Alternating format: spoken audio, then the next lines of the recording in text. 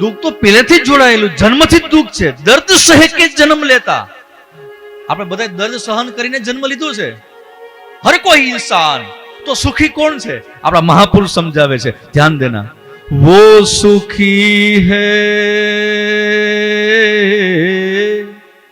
ध्यान देना, वो सुखी है जो खुशी से दर्द सहे ગયા.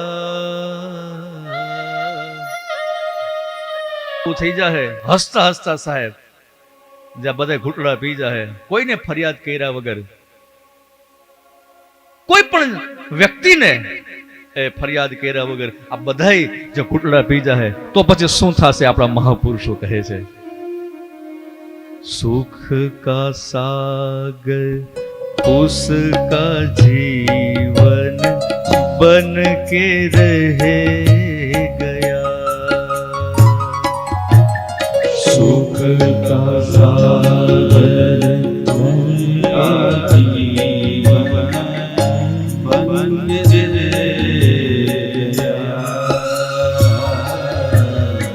सुख का सागर उसका जीवन बन के रह गया.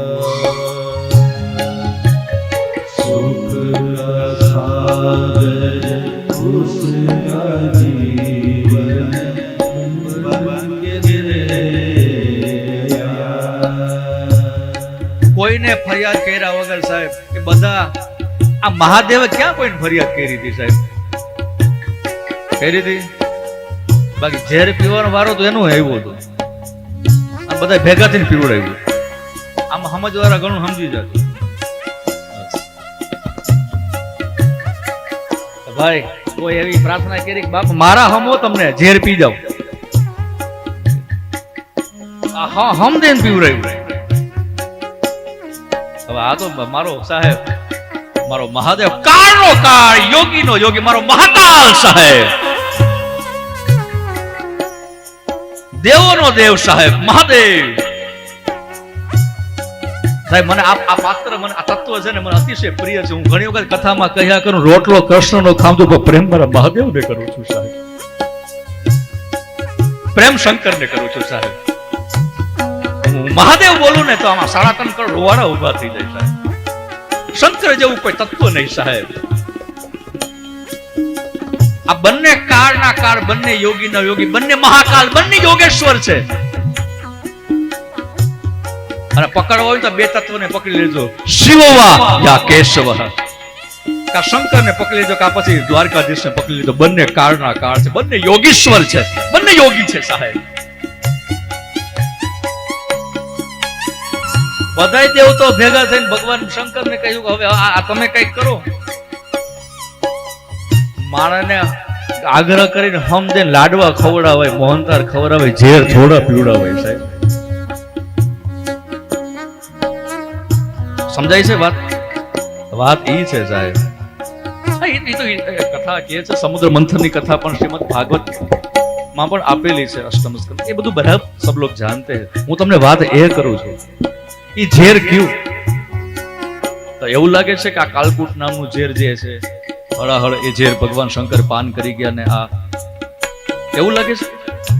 એ તો જે થવાની હતી ઘટના, સમુદ્ર મંથન સમય થઈ ચૂકી છે. ઈ ઝેર આ કોઈ સાધારણ ઝેરની વાતો નથી સાહેબ.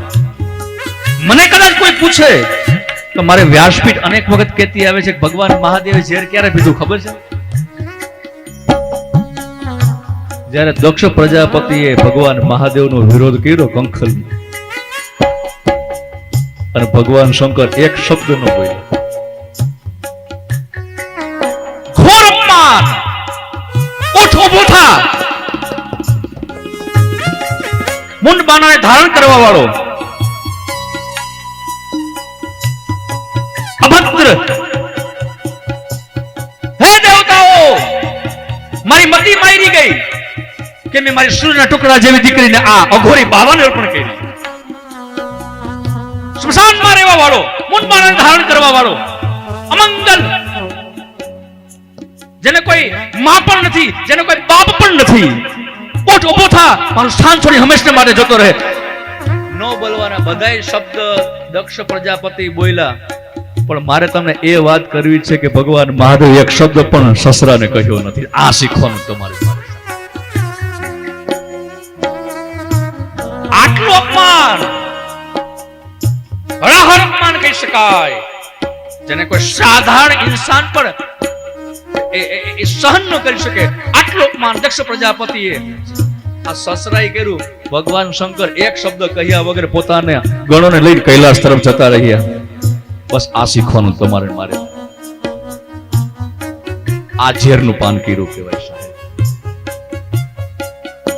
જ્યારે તમારું અને મારું જ્યારે અપમાન થાય, અને જ્યારે અપમાન થાય ત્યારે તમે ને હું કોઈને ફરિયાદ કર્યા વગર અપમાન રૂપી ઝેરને જે હસતા હસતા પી જાય ને સાહેબ, એ જ્ઞાનીની ભક્ત છે સાહેબ. ઈ નીલકંઠ મહાદેવ, ઈ નીલકંઠ મહાદેવ. આ નીલકંઠ મહાદેવના મંદિરથી તમે પોથયાત્રા લીધી ને, નીલકંઠેશ્વર મહાદેવ